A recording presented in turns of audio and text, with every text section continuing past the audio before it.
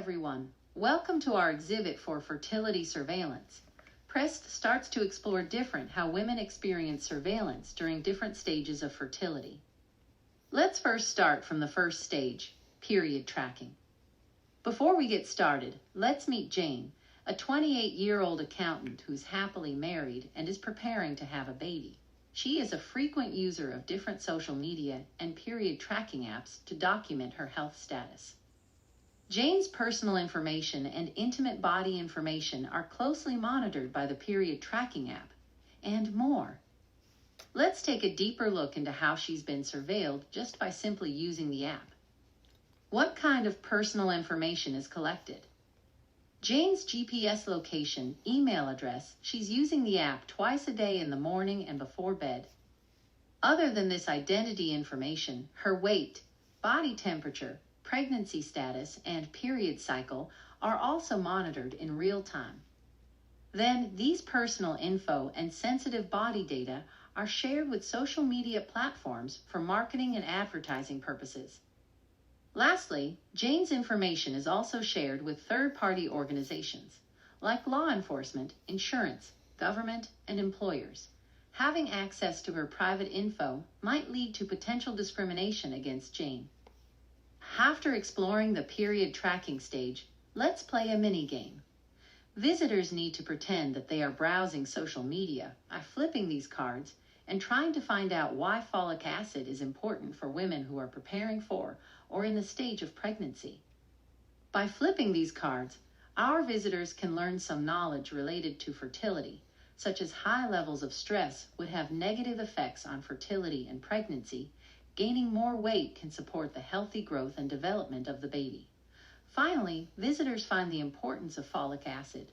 When the mini-game is finished, there is a question for our visitors. Do you know the origin of these questions? Actually, these are all from Jane's search history and some records from certain apps. Our visitors may also experience personal data leakage and social media surveillance.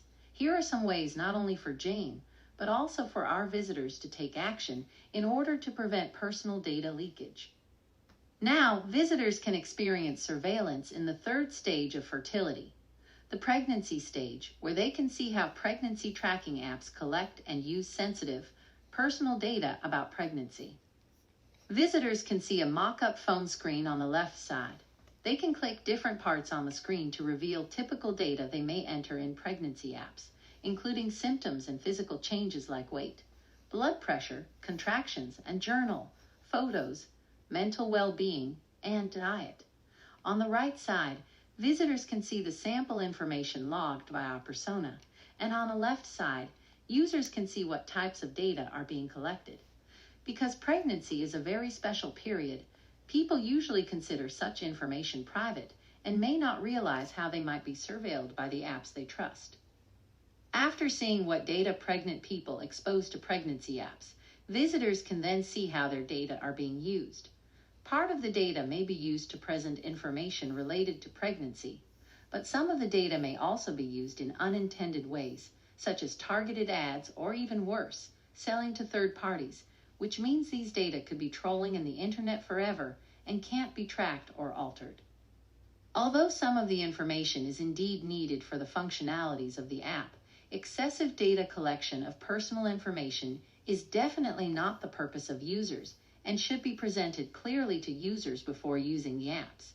Otherwise, it may result in unexpected situations, such as targeted ads for abortion services based on users' journals and moods, ads for baby and fertility products after a miscarriage, which is also known as symbolic annihilation, and potential leakage of such invasive information.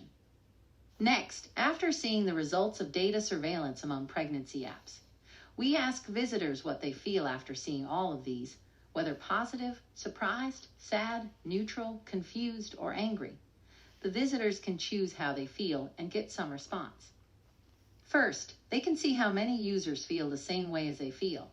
Then, we introduce the current situation of reproductive health tracking apps that most of them do not value data privacy and are actually using their behavioral data as surplus to make profits. Next, we tell them what negative consequences it may have on pregnant people to draw the attention of visitors. Then, users can continue to the next step to see what they can do on their end to protect themselves. Next, we are taken to the after delivery stage. Our visitors will be able to play a game again. In this game, the visitor must protect Jane and her newborn baby from all the advertisements crawling to them. The visitor will need to tap on the ads that are getting close to the center. After the game is finished, a scoreboard will be displayed to show how many ads the visitor destroyed and how many they missed. The visitor is also able to tap on cards to read fun facts about that specific advertisement and how to prevent them. For example, if a female customer suddenly buys a large amount of scent-free lotion, they are likely to be close to their delivery date or are in an after-delivery period. Companies will also often mix targeting ads with other non-related ads to decrease customer suspicion. Thank you for watching.